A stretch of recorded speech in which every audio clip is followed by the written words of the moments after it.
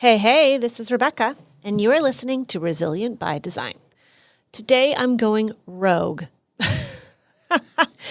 I'm sorry, Vera. Vera had sent me a list of all the topics and questions that people have been asking about in our Facebook group, Designer Meetups, and I was going to record some things, but honestly, there's something on my mind, and when I'm feeling it, I need to share it. That's just who I am. So today I'm going to talk a little bit more about mindset and goal setting and the power of intention, because I have just experienced a life event that is blowing my mind like a lot, and it's a direct result of this whole power of intention. So guys, here we go. I'm really hoping this is an episode that's going to motivate you, that's going to kick you into high gear, that's going to inspire you to go after your dreams, to go after that thing. There's that one thing that you have been striving for that you know you want and you don't know how to get it and you just want it.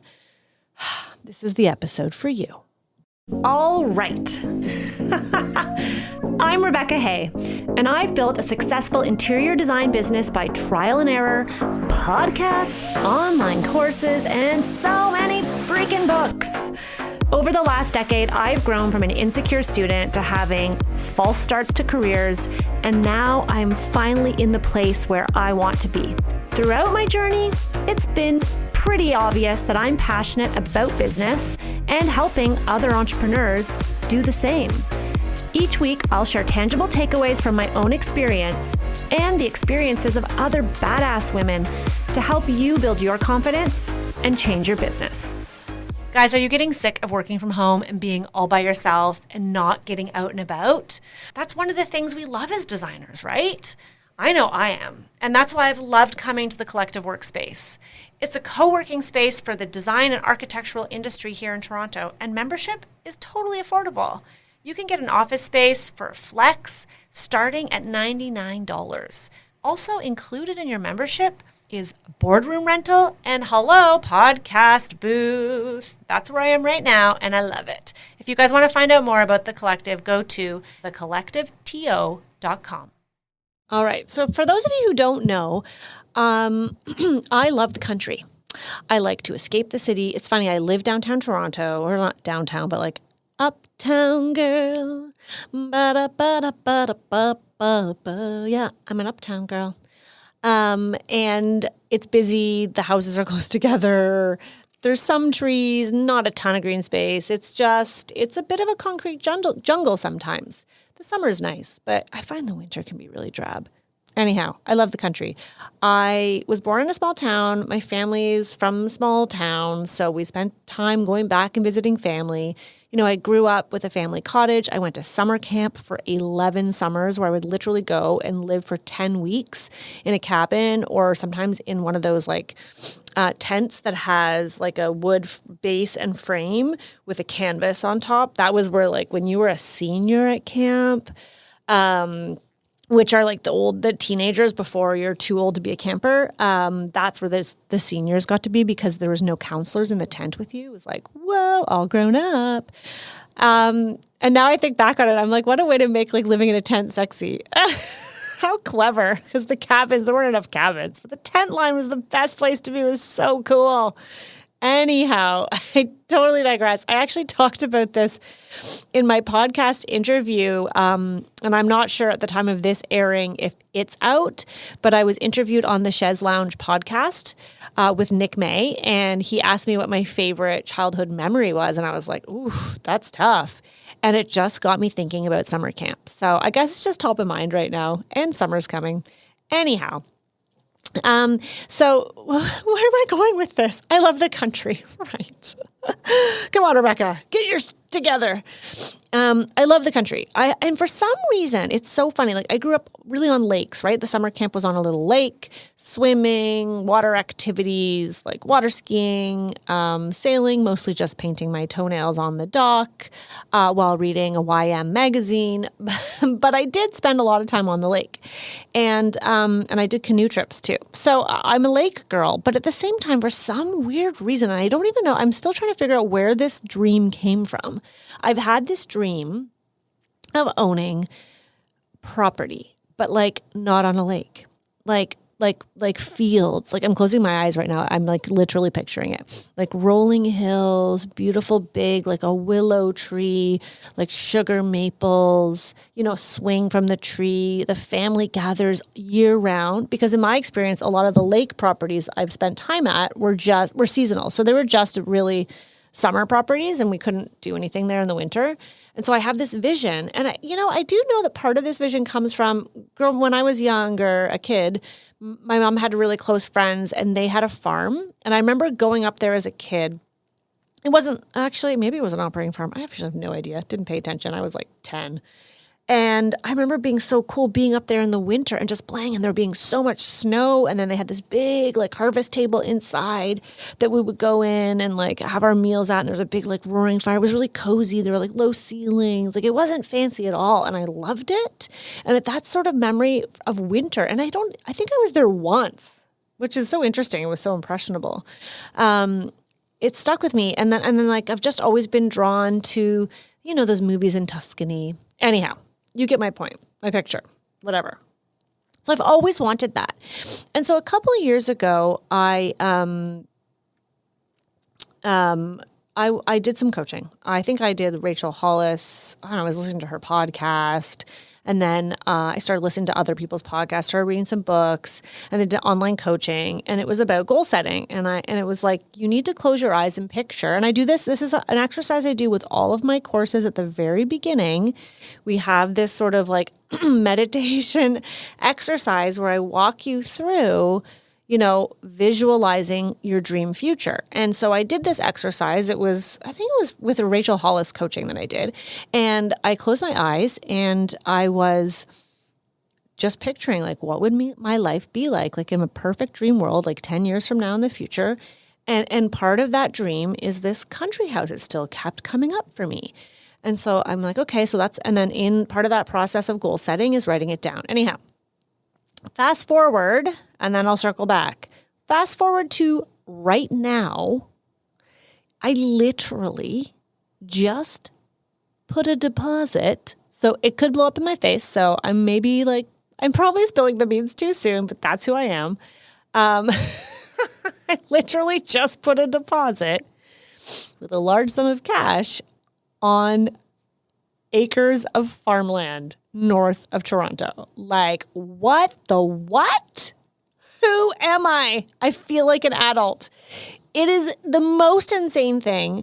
And I want to explain to you how I got to here. And I'm not even at the end. Like, I feel like I should probably record this podcast like a year from now when like I'm actually like in the space, like using it. But no, that's not me. Because I feel like so much is going to happen between now and then. I'm just going to share my journey. But the whole point of me talking about it is not to brag about owning farmland. I'm sure that's everyone's dream. Like literally there's fields of wheat on there right now that I can't even use the land until the farmer harvests it. There's not even a single tree anyhow. But I'm not here to brag about my wheat. What I want to talk about is the power of intention and how powerful it is to have a vision and take certain steps towards getting there to actually achieve it. I can tell you, full disclosure, I never expected this to happen this soon. I just turned 40. I mean, it definitely has been a big milestone. It has affected me in more ways that I can even like really verbalize right now. But it's something that this was like long-term life goals. Like I'm like, I need to have millions in the bank to have this property like one day so far in the future. Like I did not have a deadline.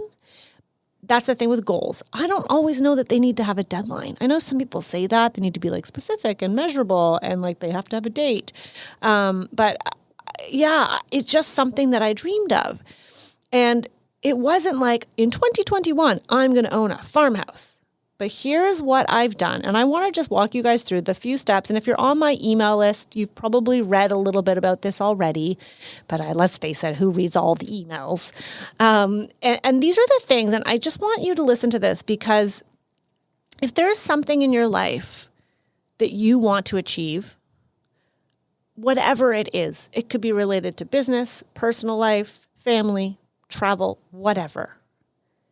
I really so wholeheartedly, firmly believe that you can achieve it. And I don't even know you. I am nothing special. Obviously I'm a special person, la, la, la. I don't have like some extreme mathematical inclination to numbers and finances. I'm not some big Bay Street, or what do they call them in the U.S.? Is it Bay Street in the U.S.? Guys, help me out here. You know what I mean. I'm not a financier. I am just an average girl, woman, living her life with big dreams.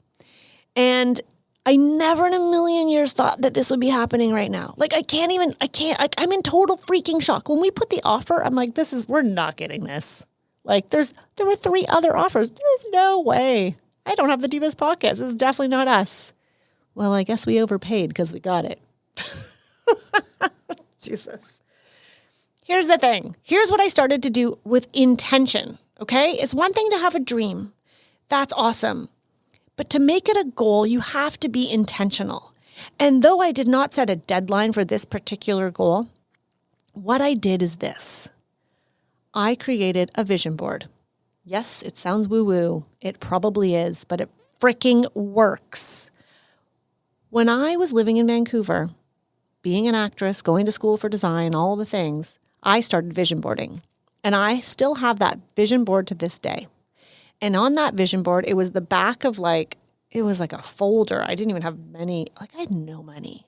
Like, to go to Tim Hortons, just for reference, when I was in school in Vancouver in my 20s, paying my way with my waitress job at Earl's, I would treat myself to a Tim Hortons bagel and tea. A Tim Hortons bagel and tea, for those who don't know, is like $3. That was a big deal for me. Anyhow, I created, with magazine rip-outs that I had, a vision board for my future. And on that vision board, I kid you effing not, are pictures of like fields and like views and like farmhouses. Fast forward to a couple years ago when I got really intentional and I was like, I'm going to do this vision board thing. So I created vision boards, one for family, one for career, and one for friends. And actually, if you guys are looking for a really good vision boarding workshop, Lisa Canning has one. I can't remember the name of it. Go look her up, follow her on Instagram, or go to lisacanning.com. This is not an ad. She's just a friend. I did it, and it was a good refresher for me. But anyhow, so what I did is I pasted pictures of like things that I wanted to see in my future life. Like, I did pictures, like back when I lived in Vancouver, I didn't have kids. I wasn't married. I had pictures of like me and a man and like 2 kids on vacation. I had pictures a dream was to have a house, like all the things that I wanted for my future. Check. Like I printed out like a fake check that came from my agent with like a certain number on it. Like, I did all those things. So then a couple years ago, here back in Toronto, adult, grown, married, 2 kids, like, I'm going to do this again. And I put pictures of like the cutest little farmhouse. I put pictures of all these other goals. And then so the first thing I did was I did a vision board and I put it on the inside of my closet door so that every time I open my closet, and I didn't every day, like some days you're in a hurry, but I tried to be intentional with looking at it and then pausing and just being in that moment and imagining myself in that place. I find visuals, and I think if you're listening to this podcast, you're probably creative, so you probably are similar to me, but I really find visuals very powerful. So I did that. First thing, a vision board. The second thing I did, which I do almost every day, not always, is I have a notebook. And in the notebook, I write 5 things I'm grateful for from the last 24 hours, and they have to be small things. They can't be big things like the air I breathe or, I don't know. I can't think of a big thing. Like, I don't know, like a roof over my head. Like, yes, those, okay, I'm not trying to take away from those. Those are really important. But the idea is for it to be something super tangible, something that like will actually make you smile when you think about it. So like, for example, something might be, what's something that I've written? Like, oh, Chris brought me a coffee this morning in bed. The sun is out and the birds are chirping. I know I put sunshine on mine a lot. I'm always grateful for sunshine. Little things that bring you joy, or snuggles with Joseph before bed, right? Or Joseph told me this cute little story, or something that brings you joy. And then I write the 10 dreams that I want to achieve in the next 10 years. The 10 dreams that I want to achieve that's going to get me to this big, beautiful picture of my life. And every day I write 10 lines. And you write it as if it's already happened, right? And so, if I could show you the visual, I would open it up to show you, not to show you all the other things I've written down, because they haven't all been achieved yet. But one line on every single day that I've written this says, we own a country house. We own a country house. Sometimes it says, we spend Christmas at our country house. Sometimes it says, we spend holidays at our country house. Sometimes it says, we own an idyllic country house. Whatever I'm feeling like in the moment, but I've literally had that as one of my 10 things for 2 years. And I write it every day. That's the second thing. The third thing is I started to talk about it, like out loud to people. And now I want to give this, I guess, put a caveat here, because if you are someone who's a bit scared to share your dream because it's really big, hairy, audacious dream, then you don't have to say it to people that you think are going to make fun of you or make you sound crazy or what have you, right? So for like the longest time, one of my biggest dreams has been, and it's still a dream, but now I feel like I can talk about it. Before I would never have mentioned it to a soul. And that is, I host my very own hit TV show. It's still a goal of mine. I feel more confident talking about it because I'm a little bit more comfortable in my own skin. And if it doesn't happen, it doesn't happen, but I'm going to put it out there. 2 years ago, I would never have uttered those words to another human, maybe to my husband, because I was like, what are people going to think of me? Like, who am I? I want to be on TV. I want my own TV show. Yeah, now I'm owning it. It is a goal. But anyhow, that's one of the other 10 goals, or of the total 10. So the third thing I did is I started talking about it. So if it's something that you're scared to talk about it, maybe you just talk about it with a few close people. Maybe what you do is you start following certain accounts on Instagram. I started following all these like country farmhouse influencers, gardeners. Like, I'm not a gardener, but I just wanted the visuals of these beautiful homes. And I started following. And if you follow me on Instagram, you'll probably notice in the last 6 to 10 months, I really upped how much I've shared properties like that. And it's like, I really believe that what you put out there is what you attract. So I've started sharing and I learned that actually from my friend and one of our Power of Process students, Kendra Bester, who's a designer here in Toronto, or actually just outside Toronto, because she's always posting what her dream architecture would be. And I thought, I never do that. Like, I just post my work most of the time. So I got to start doing that. That's a great idea. So I started doing that. I started following the accounts, the architects, the farmland, whatever. And then I started talking about it on Instagram. And then the more I started sharing the pictures, I would say, oh, inspired by this beautiful farmhouse porch, like inspired by this adorable, I don't know, tire swing or what have you. And then the more I started posting, the more I got comfortable talking about it. And the more I would say, oh, this is my dream, or what do you think of this style versus that style? You know, trying to plan my dream home. I didn't have land. I wasn't working with a real estate agent. I was just literally dreaming out loud. So that was the third thing, to start talking about it.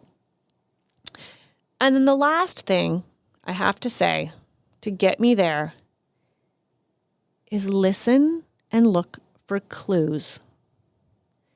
Listen and look for clues. They are out there. They are around us. We need to be aware of them. One clue for me with this particular situation. We had rented a cabin last winter for ski season in the area where I really wanted to have a country house, because before I never really knew what area. And then after staying up there near skiing and learning that they had all these rolling hills, I'm like, this is beautiful. I want to be here.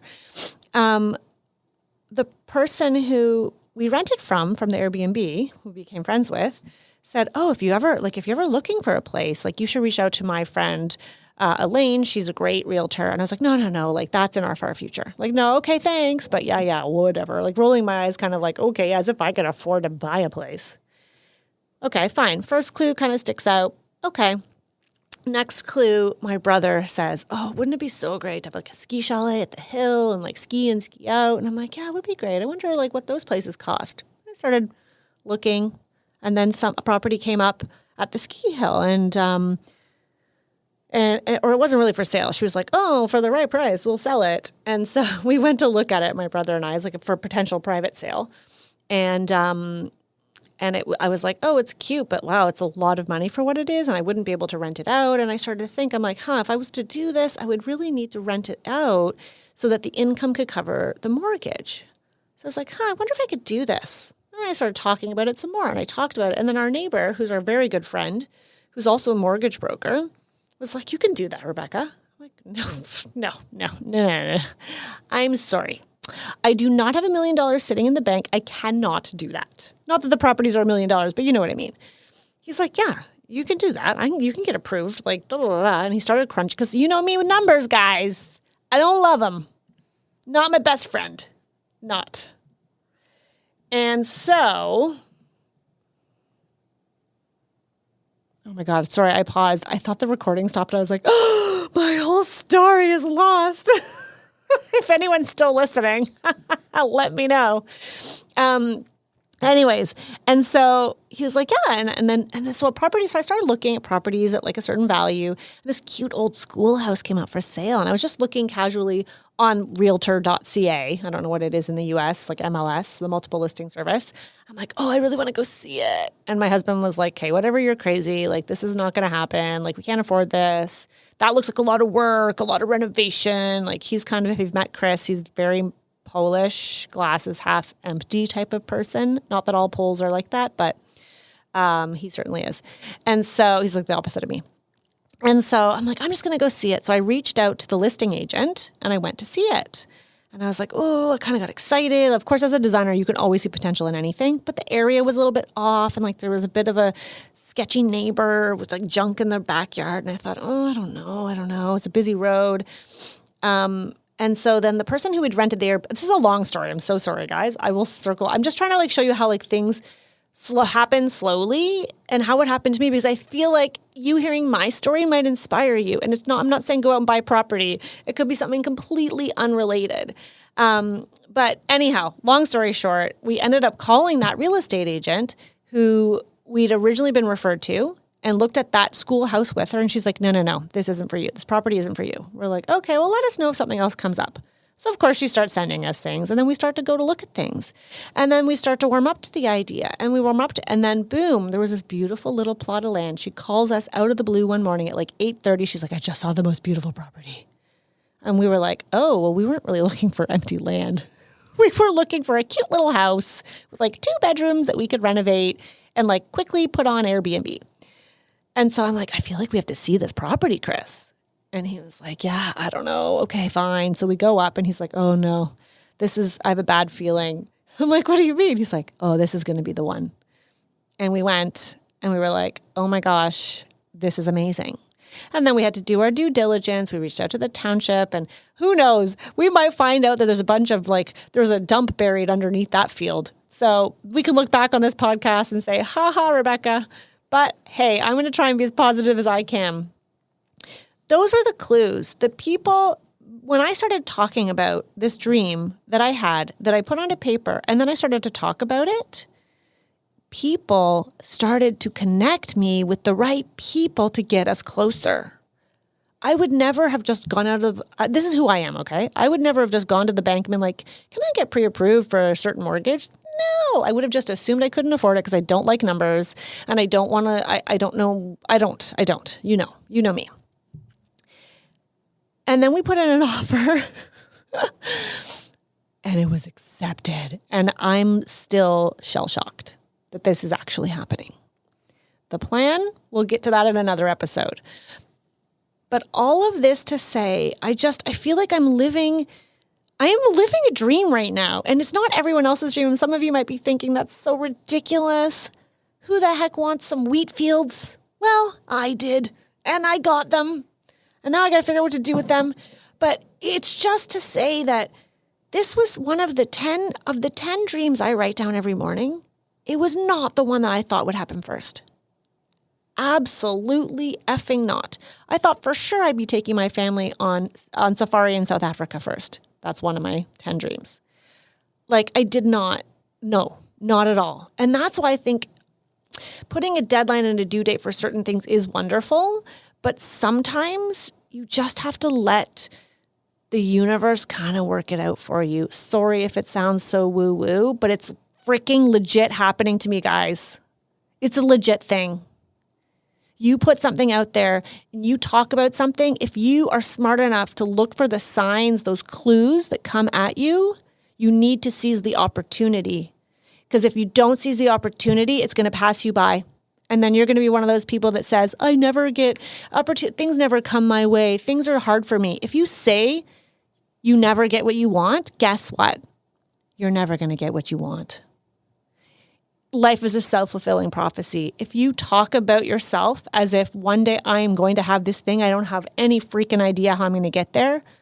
By golly, if that's the mindset that you have, if you have that intention, oh my gosh, the world will open up for you. Okay, I got preachy at the end. Sorry about that, guys. That's it. Sorry, Vera, who wanted me to talk about like custom versus ready-made furniture. Snooze fest. I'm just teasing. I will talk about that another time. I hope this podcast was valuable for you. I mean, I would love to know if you guys have any goals that you've started sharing out loud. Send me a DM. Join our Designer Meetup Facebook group. We can talk about it there for sure. Oh my God, I just sounded so Canadian. For sure. Oh my gosh. Maybe it's the farm girl in me coming out. Hey, you want to come for a hayride? Ooh, Rebecca Hay's going to take you on a hayride. Okay, I'm becoming unhinged. It's time for a coffee. Okay. Thank you for listening today. I truly hope that you guys are going to pursue your dreams.